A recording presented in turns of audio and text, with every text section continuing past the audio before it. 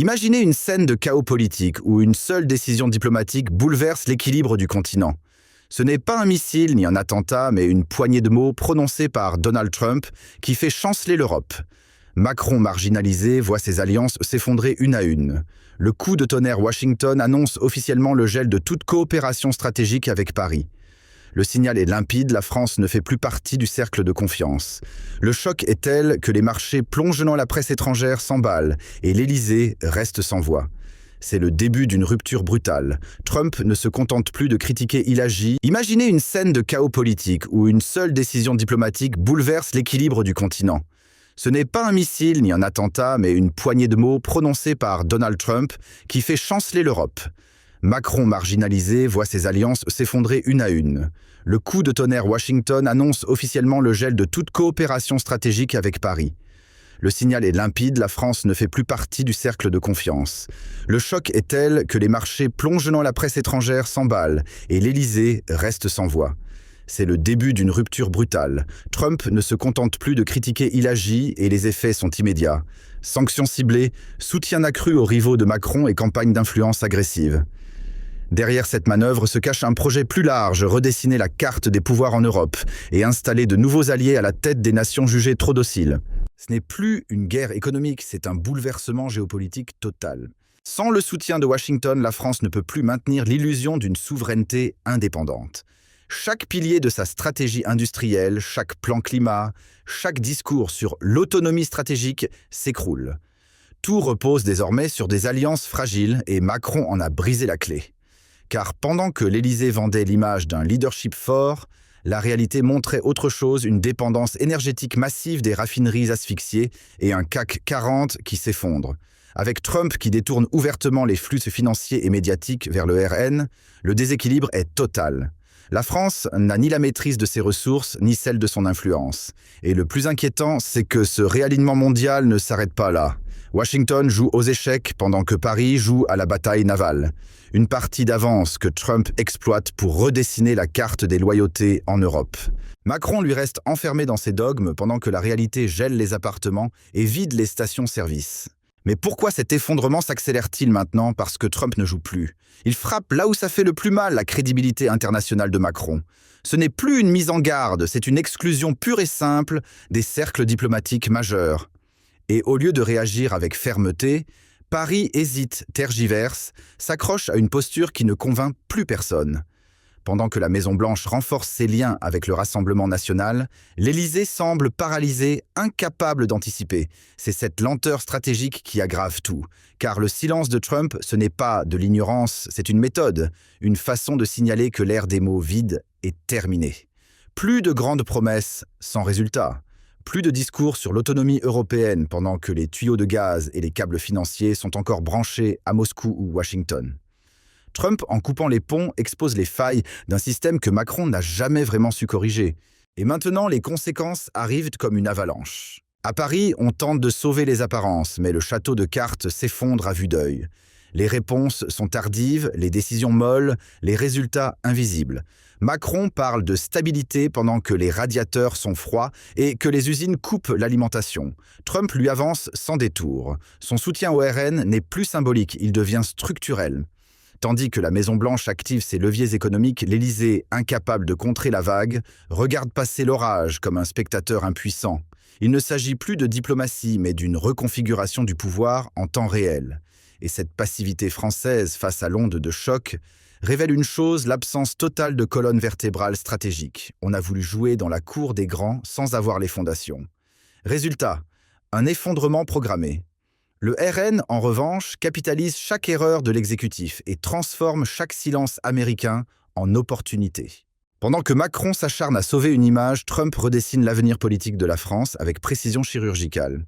Ce que beaucoup refusent encore de voir, c'est que Trump ne se contente pas de punir Macron, il trace les lignes d'un nouvel ordre européen. Et ce redécoupage ne fait aucun cadeau. Les institutions tremblent, les alliances se fracturent et les multinationales recalculent leurs paris. Car désormais chaque gouvernement sera jugé non pas sur ses discours, mais sur sa capacité à livrer concrètement. Résultat, les partenaires traditionnels de la France commencent à prendre leur distance. Des entreprises stratégiques revoient tôt leurs investissements, l'axe franco-allemand se fragilise et Bruxelles murmure sans agir. Pendant ce temps, la montée du RN portée à bout de bras par les stratèges trumpistes inquiète les élites mais galvanise les électeurs. Les signaux sont clairs, l'ère des technocrates déconnectés touche à sa fin. Et dans ce contexte, Macron ne peut plus compter sur la scène internationale pour se maintenir. Il est encerclé sur tous les fronts politiques, économiques et symboliques. Et c'est précisément ce que Trump voulait. Et pendant que Paris s'enlise dans ses contradictions, d'autres capitales avancent à grands pas. Washington agit, Pékin consolide, mais Macron lui hésite encore entre illusion européenne et réalité nationale. Le monde ne l'attend plus. En coulisses, les stratèges de Trump accélèrent leur jeu. Ils ne visent pas seulement une alternance politique en France, ils veulent imposer une nouvelle doctrine, celle de l'efficacité du réalisme et de l'intérêt national pur. Chaque manquement du gouvernement actuel est immédiatement utilisé comme carburant pour la machine électorale du RN, et cette machine tourne à plein régime. Conférences réseaux sociaux, alliances transatlantiques, tout est orchestré avec une rigueur que le pouvoir en place est incapable d'égaler. Ce n'est pas qu'une simple bataille électorale, c'est une stratégie à long terme visant à remplacer une classe dirigeante jugée faible et désorientée par un mouvement enraciné dans la volonté populaire. Le message est clair, le temps des compromis creux est terminé. L'heure du redressement est arrivée, avec ou sans Macron. Aujourd'hui, pendant que Trump renforce son emprise sur le jeu politique européen, un autre acteur majeur redéfinit les règles à l'autre bout du monde. Et Paris, spectateur passif. Tandis que les alliances se reconfigurent en Asie, que Washington durcit ses leviers d'influence, la France reste figée dans un logiciel dépassé. L'administration Macron tente de faire bonne figure, mais la réalité est brutale, ses marges de manœuvre ont fondu. Il ne contrôle ni l'agenda énergétique, ni les flux diplomatiques, ni même sa propre majorité. Et dans ce vide, Trump envoie un message limpide, ceux qui ne s'adaptent pas seront balayés. Ce n'est plus la force militaire qui décide, mais la capacité à projeter une vision cohérente, à incarner une stratégie nationale forte. Macron, qui espérait une Europe unie autour de valeurs, découvre un continent fracturé, livré à ses contradictions. Et pendant que Trump manœuvre avec assurance, la France devient le symbole d'une puissance déclinante, piégée par ses choix passés. Ce n'est plus une crise ponctuelle, c'est le début d'un réalignement mondial, et Paris n'a pas pris le train. La fracture ne se limite plus à la politique intérieure, elle s'élargit à tous les niveaux économiques, culturels, stratégiques. La France perd du terrain sur tous les fronts, pendant que Trump place ses pions avec une précision chirurgicale. À l'international, les partenaires traditionnels n'attendent plus Paris pour agir. Ils signent, négociant, pivotent. Et dans cette valse des réalignements, la voix française n'a plus de portée. Pire encore, le pays semble se plier à un récit qu'il ne contrôle plus. Pendant que Trump soutient des forces émergentes comme le RN et sème le doute dans les institutions européennes, Macron tente de maintenir une illusion d'ordre. Mais l'image craque. Ce n'est pas seulement une crise d'influence, c'est une chute de prestige. La France, autrefois moteur, devient suiveur. Et lorsque les normes ne sont plus écrites à Paris mais à Washington ou ailleurs, c'est tout l'édifice qui vacille. Ce n'est pas la pénurie qui effraie, c'est la perte de contrôle. Et Trump le sait, le vrai pouvoir, ce n'est pas de posséder, c'est de dicter les règles du jeu. Aujourd'hui, Macron ne les écrit plus. Mais pendant que tout le monde garde les yeux rivés sur les discours de l'Élysée, une autre réalité se joue dans l'ombre. Ce que l'on ne dit pas, c'est que d'autres capitales plus discrètes, plus stratèges, avancent leurs pions sans bruit. Washington parle peu, mais frappe fort. Et Moscou, elle observe et attend son heure. Pendant ce temps, Macron gesticule dans un vide diplomatique. Même les multinationales n'y croient plus. Elles s'organisent, déplacent leurs sièges, sécurisent leur intérêt ailleurs. Car aujourd'hui, ce ne sont plus les grandes déclarations publiques qui guident les décisions, mais la stabilité réelle. Et celle-ci n'existe plus en France.